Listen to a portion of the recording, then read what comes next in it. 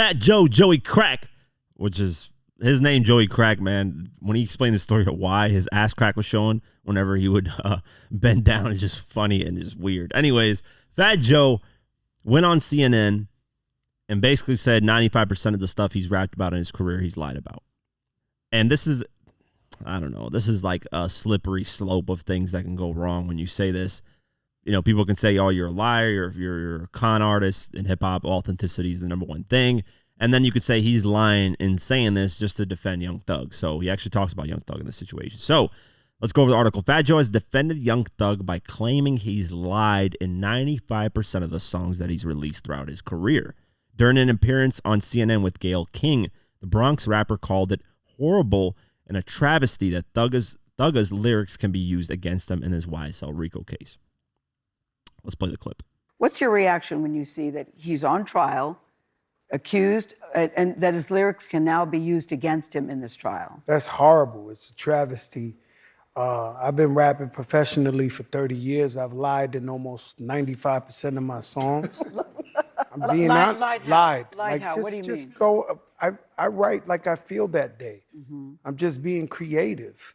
You know, if you could probably you couldn't build the jail high enough for the lyrics I've said on songs, which are all untrue. What I am is a family man, a person who gives back to my community all the time, open businesses in my community.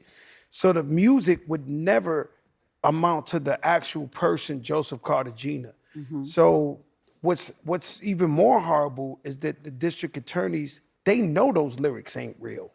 They know that's creativity, but if it helps their case, they'll use it to put these guys in jail. And here we're having a fun show about it and discussion, but there really is 6 defendants in Atlanta who might spend the rest of their life in jail for something that's totally not true. Yeah, you're saying this is not a laughing matter. This is very serious. This is very serious. Mm-hmm. This destroys families. This destroys, I would say those guys got at least 100 people that are employed by them, that they pay their bills. You know, no Thanksgiving for them, no Thanksgiving for the 100 employees. Mm-hmm. You know, and this case right here is setting such a precedence in America because they've used this before in up-and-coming aspiring artists. They never took a guy off the stage in the arena. Mm-hmm. You know, a number one, the artist that my daughter and all the kids look up to and say, no, you're going on trial for this.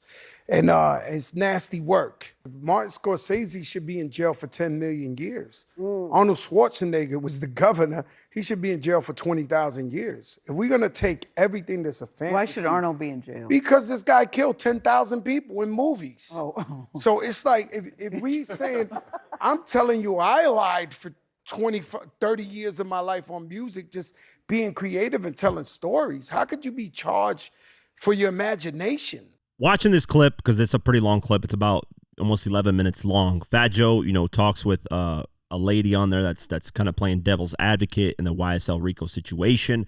And, well, Fat Joe, you know, I get why he's defending Young Thug because he's a rapper himself.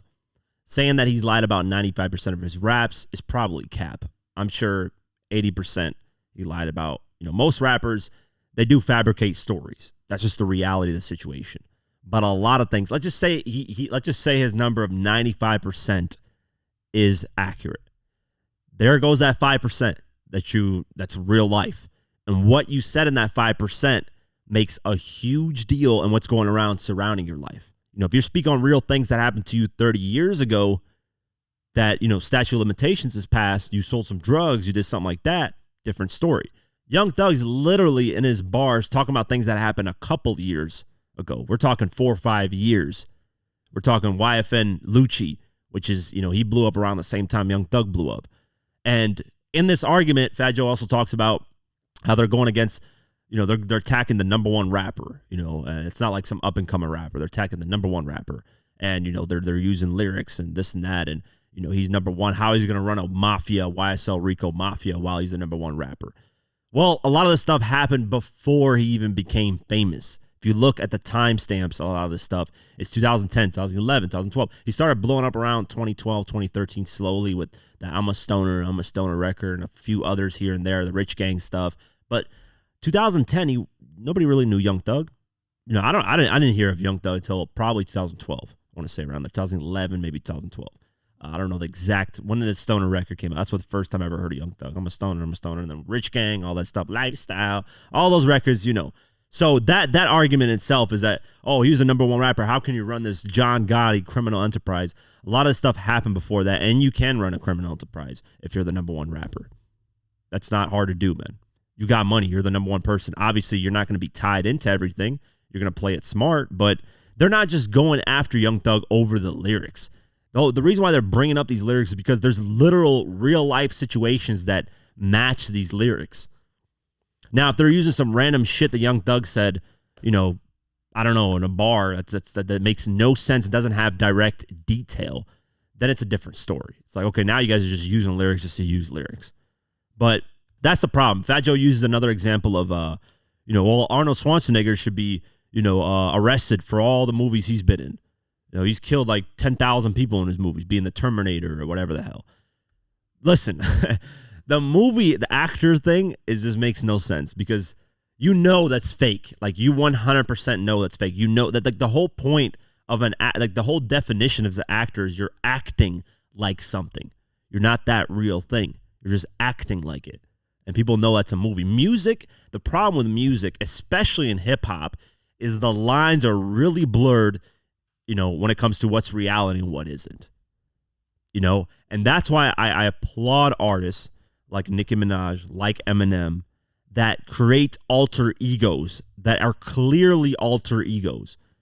Like Slim Shady is a whole different. It's not Marshall Mathers. It's not Eminem. It's Slim Shady. It's this crazy guy who raps about killing and all this stuff. But you can tell it's a different personality. It's something detached from the actual. That's what Young Thug should have did. He should have created a slime character. Just call him Slime or something. I don't know if he has though, because he's had quite a few different names. Thugga, that's my brother. I don't know. Anyways, he's had a couple names, but he hasn't really created personas like Nicki Minaj does with her characters. There's artists that do that create different personas. If he created a different persona and rapped about that stuff, then he more than likely can get away with it because you're saying, oh, this is just a crazy character I made up. Look, this is how I have these crazy characters in my music. This is one of them. This person raps about killing people and all this stuff, and it doesn't matter. That's kind of the route. If you're going to go that route of, doing all these crimes, if you are, I don't know if Young Thug did or not, I'm just throwing stuff out there. If you do actually do crimes and you want to get away with it when it comes to music, create multiple personas. That's like the best way to do it because then you can just blame it on the persona and say, hey, this is a character I created. Like if Eminem got in trial, hey, Eminem, you ran this shady aftermath with 50 and Dr. Dre, and you guys had this drug kingpin, and 50 was calling hits on people, and Dr. Dre was, and you were, and all this stuff, right? They started bringing in lyrics. A lot of the stuff is Slim Shady, bro. Like Marshall Mathers and Eminem, they don't really talk about these type of things often. Eminem does a little bit. Marshall Mathers is more like the Mockingbird, those type of records that are about daughter, his daughter Haley, and more family related, more personal stuff. Records like Beautiful, drug addiction, stuff like that. Even Eminem is more like kind of a mixture a little bit, but Slim Shady is 100% that. Like you just know if you're getting Slim Shady, you're getting crazy killer bars about Vicodin and popping a pill up an ass and throwing babies at babies. So this is Fat Joe's argument in this makes, I'm just playing devil's advocate. I see Fat Joe's side of it, but listen, man, if they actually did these crimes, there's no it's not just about the lyrics. That's the problem is people are thinking it's just the lyrics is what's getting them convicted. No, there's a lot of different evidence, man.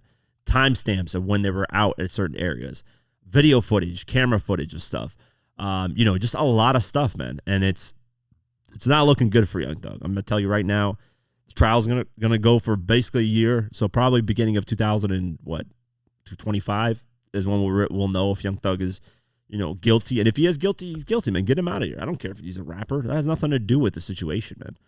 If you actually out here murdering people, I don't care if you're an actor, famous person, rapper, whoever.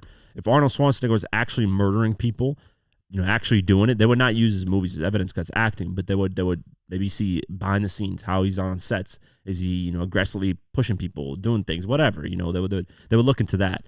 But music, that's the problem. It's blurred lines, especially in hip hop. It's very blurred lines. And even Fat Joe mentions in this clip, why don't they go after other genres? It's always the, black, minorities, black, Latino, and that's it. And they go after that. Well, because, let's just say, I don't know, man, who's a big, whatever, a country artist. Let's just go with, how am I forgetting his name? Morgan Wallen, right? He's the biggest, hottest country artist right now, right? And he makes a couple songs about murdering people.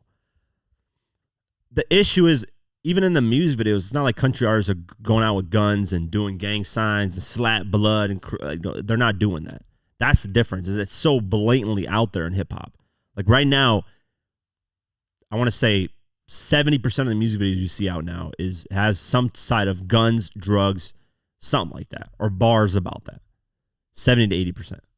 So it's like hip hop just garners that attention, just brings that onto themselves. If hip hop was more about, even if they talked about the violence, they didn't show it in the videos, it'd be a different story. You can kind of get away with more stuff. But, I understand Fat Joe's argument, though. I don't want to seem like I'm against hip hop and I'm against Young Thug and I'm against all it. That's not the case, man. But we have to accept what reality and take accountability for a lot of these things, man, that are happening. You can't just be like, it's hip hop. It's just going after hip hop. No, I mean, there is hip hop police. I want to make that very clear. There was, especially in the 2000s, a specific task force to keep track of hip hop artists. And a lot of artists have talked about it. I might even do a documentary on it because it's that interesting. There is a task force called the Hip Hop Police, and they would keep track of artists and even end up arresting some people. But it's not just because they do it. It's just because they don't just do it because it's hip hop and it's minority and they just want to get at black people and Latinos and it's a race thing and there's just jealousy and all that. It's also because look at the stuff that hip hop has brought on, man. I doubt they were tracking hip hop in the 80s like that. I don't know. I could be wrong, but once the 90s came, hip hop became a lot more about having real gangsters involved. The whole death row era was like, that just solidified. Tupac and Biggie dying and all the gangs involved. That point, hip hop, that's when I think Hip Hop Police actually got created. I could be wrong, but around that time, because at that point, people were like, okay, there's actual gangs getting involved in this music genre. It's not just artists anymore. It's actual former, even Melly Mel says this, which I quote Melly Mel a lot because watching him, he's making sense, man, a lot of stuff. He's saying nowadays in hip hop, it's not even an artist getting into the music. It's a former gang member, somebody that was in the streets, a street guy getting into the music. They don't need, so now you just got a bunch of street stuff tied into the music that you're doing. So yeah, man, crazy thing. I just wanted to talk about it because it was interesting, different points of view.